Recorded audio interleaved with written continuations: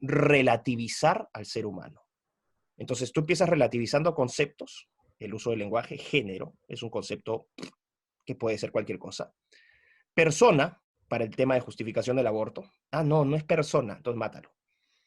Entonces, nuevamente, recurres al lenguaje como un instrumento político, le asignas esa categoría, esa palabra al objeto que quieres tú modificar, lo modificas conceptualmente y una vez que se modifica conceptualmente, ya pasas a modificarlo física operativamente. Claro. Y aquí está el problema de todo. Por eso siempre he dicho, claro, el tema de la ideología de género es muy importante. Todas estas, el feminismo, las corrientes feministas, todas apuntan a lo mismo, los movimientos LGTB, a deconstruir o a relativizar al ser humano. Pero la base de todos ellos, el principal punto de partida es el aborto. Por eso es que el aborto es, si uno tiene que rankear en temas de importancia, el aborto es lo principal.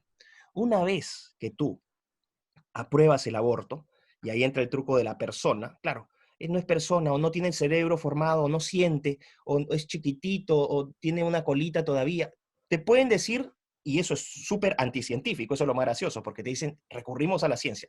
Ustedes no recurren a la ciencia, ustedes recurren a sus propias concepciones convenidas de lo que debería ser una persona.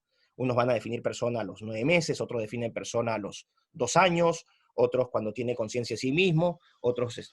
Pero lo que tú no puedes refutar, y por eso digo que el lenguaje del aborto, cuando se combate el aborto, tiene que ser muy preciso, no hay que hablar de persona, por más que cueste. Se tiene que hablar de ser humano. Y ahí sí los jodiste.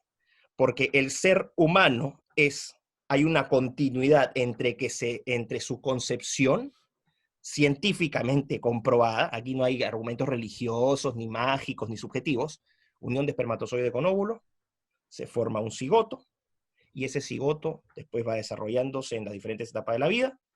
Entonces, ese va a ser un ser humano, con un ADN único e irrepetible. Es una criatura viva, que genera vida. Entonces, he escuchado de idiotas decir, pero los espermatozoides también estás cometiendo un genocidio cada vez que te masturbas. Y yo digo, por favor, que caiga un meteorito, porque ya hemos llegado a un punto, no, ya hemos llegado a un punto de idiotez tal, ¿no? Idiotez. Idiocracia. Eso es idiotez ya, pero una ignorancia supina.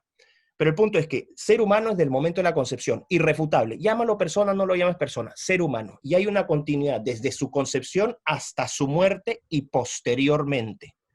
Porque los restos de ese ser humano van a determinarte exactamente el mismo genoma, el mismo código genético. Y ante eso no hay argumentación posible. El punto de partida que es el ser humano. Y el ser humano como sujeto de derecho. Primero ese derecho inalienable, que es el más importante de todos, del cual surgen todos los derechos, los demás derechos, y del cual, o sea, sin el cual todos estos otros derechos no tendrían ningún sentido, que es el derecho a la vida. Tú no puedes concebir libertad si es que no la aplicas al ser humano. Entonces, para mí, la defensa de la vida es un tema fundamental. Entonces, cuando empiezas a relativizar la vida, abres el dique de contención, o sea, rompes el dique de contención para que vengan todo tipo de alteraciones y modificaciones y aberraciones. Es a partir del derecho a la vida, ¿no? De la protección del más indefenso, del inocente, donde si tú rompes eso, tú puedes deconstruir al ser humano como se te dé la gana, porque terminas transformando al ser humano en una cosa, lo cosificas, lo terminas transformando en un producto que puedes comprar y que puedes vender, que puedes fabricar cuando se te dé la gana, y si el producto no te gustó, bueno, ni siquiera lo devuelves, lo eliminas. Entonces, sucede que esa actitud, esa práctica, cuando se va sistematizando en el tiempo, se va normalizando, el hombre pierde sensibilidad, el hombre pierde empatía, pierde ese sentido de solidaridad, de compasión que tiene que sentir no solamente con sus pares de especies, sino sobre todo con los más indefensos. Así que creo que ese es ¿no? Eso es lo más importante. Defender la vida es defender la humanidad. Y a partir de eso, todos los derechos que emanan de la vida, ¿no? Porque conceptos, por ejemplo, como libertad, de propiedad privada, no sé, derechos como a la libertad de expresión, no tendrían sentido si es que no son humanos los que ejercen esos derechos.